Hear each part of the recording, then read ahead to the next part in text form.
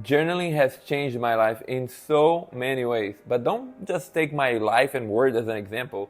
Famous people like Oprah Winfrey and Richard Branson attribute a lot of their success to journaling as well.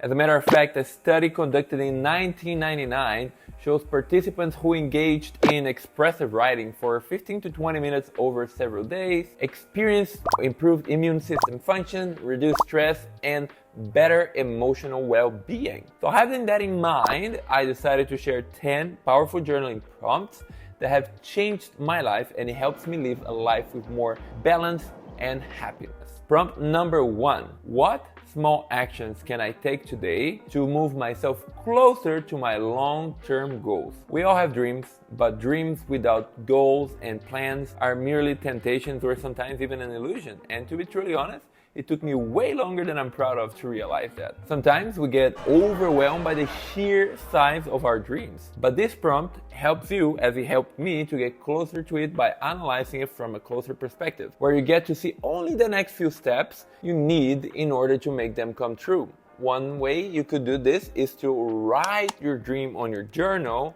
and do a daily check-in of 5 minutes only, where you lay out a couple of easy steps that get you closer to your dreams. For example, I want to have a successful YouTube channel. So it would look something like this. I would come up with 3 video titles, write the intro for my videos, and record the intro. Boom, just like that. It becomes very easy. It's a lot easier to grasp your dreams, and the chances of it happening will be a lot bigger as well, instead of if you didn't plan anything ahead. Prompt number 2. What would my 80-year-old self thank me for doing right now? This prompt is what keeps me healthy and going to the gym, and actually eating healthier as well. Time and time again, I see healthy old people that can literally do everything on their own. They can run marathons, go for hikes and long walks, literally everything. But unfortunately, I see more of the opposite. I see a lot more people who do not take care of themselves when they're young, and when the old age starts to approach, they become more and more ill and dependent on others. And I'm not here to say that there's anything wrong with that. Everyone lives their own life. I'm just saying that since I do not want that to happen for myself when I grow older, I believe this prompt is the biggest motivator for me to becoming a healthier, wiser version of myself. And it could really just be anything. You could write, if I meditated right now, I believe I would be a wiser person in the future. I believe if I consumed more water today, that would make me healthier over the long run. These little things, they add up and they become part of your identity. Your identity is built slowly with small actions daily over years. Prompt number 3. When was the last time I stepped out of my comfort zone? Oh, the good old comfort zone, huh? Aren't we sick and tired to hear about it all the time? Do we not only hear that from people all over the internet, YouTube videos, TED Talks, gurus, and whatsoever giving you advice that you should step out of your comfort zone? And then here I am again, a random guy on the internet, telling you about it all over again. And truth be told, it actually really helps for your growth to step out of your comfort zone. When you go into an uncomfortable path is where you learn a lot from mistakes of your life. I'm not one to get out of my comfort zone like every single day, but I'm always trying to push myself out of it. And you know what? It's not comfortable and I don't really like it. In the beginning, I feel horrible, cringy, sweaty, and uncertain. And well, our brains do not want us to go in that direction. But if you want to grow, you kind of have to challenge yourself and go that direction either way. So this prompt will keep you mindful of these things, and I hope it will lead you to a more fulfilling life, because it certainly does for me. Stepping out of your comfort zone doesn't need to be something really big, but a small thing here and there, it really helps you to learn more and become a wiser person in the future.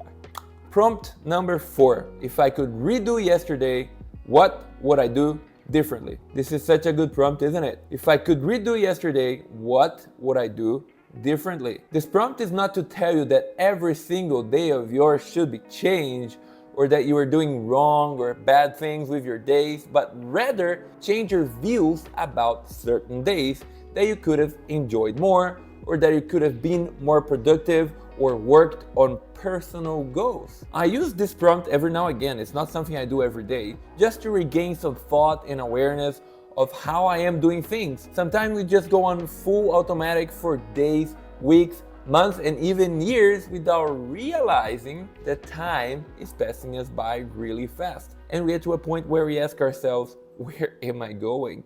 What happened? That is kind of funny, isn't it? Or sad. We have this lust for life, and yet we let it go by loosely at times. So this prompt will help to actively change a couple of these things here and there. But most importantly, it will help you regain awareness of your days and maybe help you move towards something bigger or a goal where you've been wanting to achieve for a while. Prompt number 5. What are the top priorities for today or for this week? If you are new to journaling and you do not yet have a practice of journaling yet every day, then you can use these every week and come back to it a little bit every day and just take a glance at it. Carrying a little bit of what we talked in the previous prompt, this prompt will help you to slowly gain more control of your life, actions, and decisions. This prompt, especially to me, helps me to put in perspective some of the goals I want to achieve. It puts in perspective how I can play my week and day in a manner that I have time to accomplish most of my goals, or at least some of them. Because let's be honest here, who accomplished all of their goals every day and every week? I don't think I know anyone. It also allows me to have some time for fun activities or last-minute events that may or may not happen. After I started using this prompt, my life changed drastically. I started being more effective with my time, I created routines that I now follow daily, and honestly, I started making more money as well. So in some sense, this prompt gave me more freedom and time with loved ones, and a little bit of extra cash in my pocket, because that's not really bad. Prompt number 6. Am I making decisions on impulse and not thinking them through? Man, this one really hits home for me. So many times I say yes to things that I will later regret saying yes to really quickly. If you don't know, I am an extremely extroverted person. So when someone invites me to an event, most of the times I immediately say yes, only to regret later or make a silly excuse of why I cannot go anymore. And I really feel really bad about it. So I'm trying to get better at it. Or when I'm hungry or tired or making impulsive decisions, knowing I'm not in the right mind to make those choices. Buying the unnecessary items, having silly arguments in my relationship, or literally being a jerk for no simple reason. Simply because I am just reacting. I'm not gonna lie, these things still happen and they're still gonna happen even though I write on my journal about them.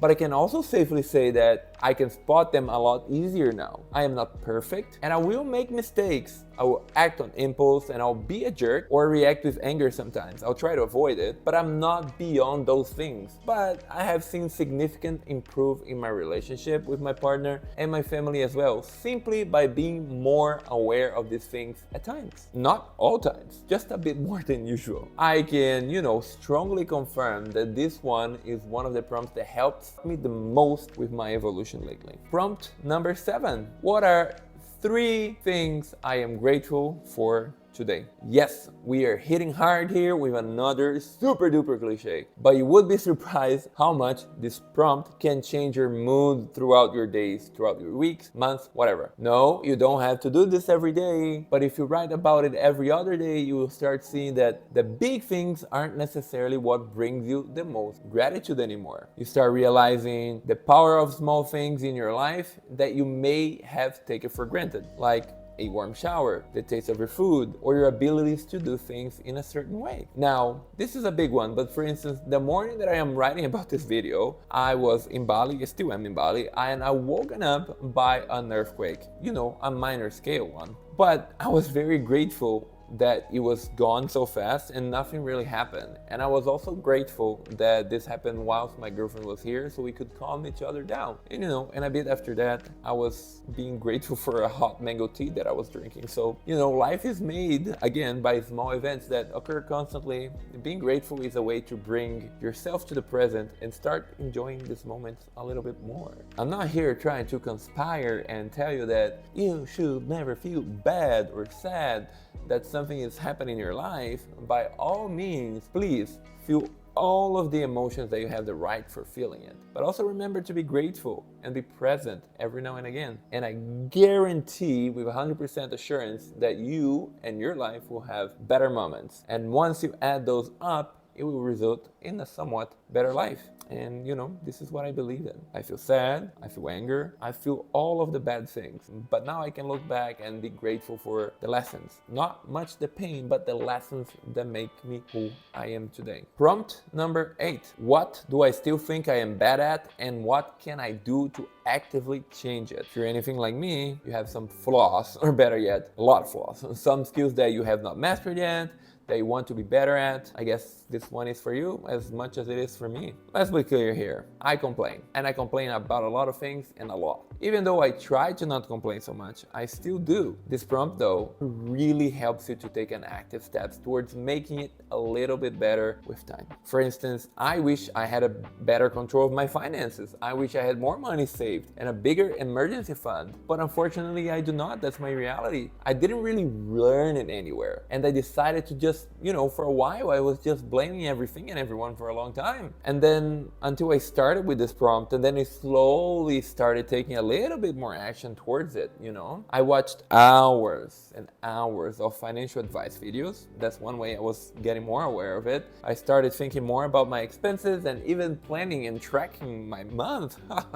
Ooh la la, huh? Wow, who is this person even? Definitely didn't think it could be me. While I can say I do not have fully control of my finances, I can also say with confidence that I am a much better person than I was before, I have learned a lot more, and I still have a lot more to learn, so that's super exciting. And I can't wait to get there, but one step at a time and one page at a time. I do not need to rush it by any means. Prompt number 9. What would this look like if it were fun? For people who are a bit more on the obsessive side with productivity YouTube channels and videos like I am, knows who this comes from. This prompt comes from the man himself, Ali Abdaal. He's not only the biggest YouTuber when it comes to productivity in the world, he's also in the list of the Sunday Times and New York Times bestseller for his new book, Feel Good Productivity, which is one of my new favorites. This is a prompt that I recently started playing around with a little bit more, and let me tell you, it is quite challenging, because at first I was like, how can I ever make this feel a little bit more fun?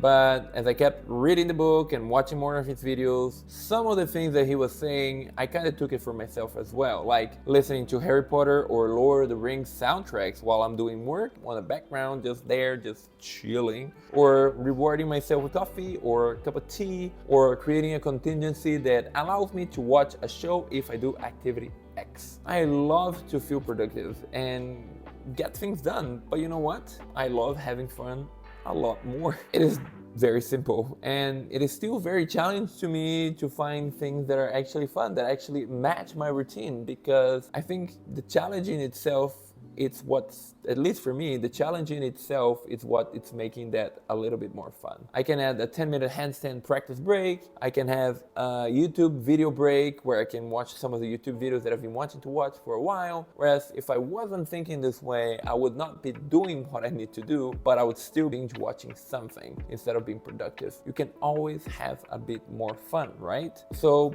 try this one out, whether you use it in a prompt or just keep it in the back of your mind. How can I make this a little bit more fun? And it will definitely improve your mood at least a little bit. And you know what? Like I said before, these little moments increase and you have a better life. Prompt number 10. What is causing my distress? To finish, I decided to put this prompt here because it is not a prompt you will use every day or even every week, really. But this can come very handy for when you're feeling overwhelmed, stressed, and under a lot of pressure in your life. Because I've been doing this for a while and a lot of therapy, I have noticed a few patterns in myself whenever I'm feeling anxious, stressed. This prompt helped me a lot. So whenever I'm feeling like this, when I have these feelings of, anxiety, I start biting my lip in a very non-sexy way. But for some absurd reason, I keep doing it and it hurts and I still do it. I fidget with my hands and fingers a lot. My legs can stop moving and I do not always notice. And when I do though, I come back to this prompt and I ask myself, what is making me feel this way? What is causing my distress? And what I usually do is to go through what's gonna happen in the future or in the near future that may be causing this stress. Am I scared of what's gonna happen if I don't achieve X? Or am I not gonna reach my monthly goal, this or that? For me, my anxiety hits and I feel like I cannot work properly, I can't do things, I lose focus, I start procrastinating, I feel uncomfortable, and it's a whole loop of distractions, and it causes me more anxiety if I don't act in it. So sometimes whenever these things are happening, it's just like my subconscious is worried about something, and if I don't address it, it's gonna take over me and I'm not gonna be able to do anything. And most times it really helps and calms me down whenever I write this prompt down. Yes, it doesn't work 100% of the times, but I can say with confidence that 95% of the time it worked really well and it really helped me to feel a lot easier. It doesn't mean that I always get out of it on the top, but sometimes with this prompt it can take me 30 minutes or 45 minutes because you just keep writing and writing and writing and you don't seem to get to an end. Until you get to a conclusion at the end, I feel a little bit more peaceful. So this prompt really helps me and I hope it can help you too. Unfortunately, this video is getting to an end, sadly, but if you got into here until the very end of this video, then you are clearly interested into developing a journaling practice into your life. And you should. Journaling is incredibly healing and powerful.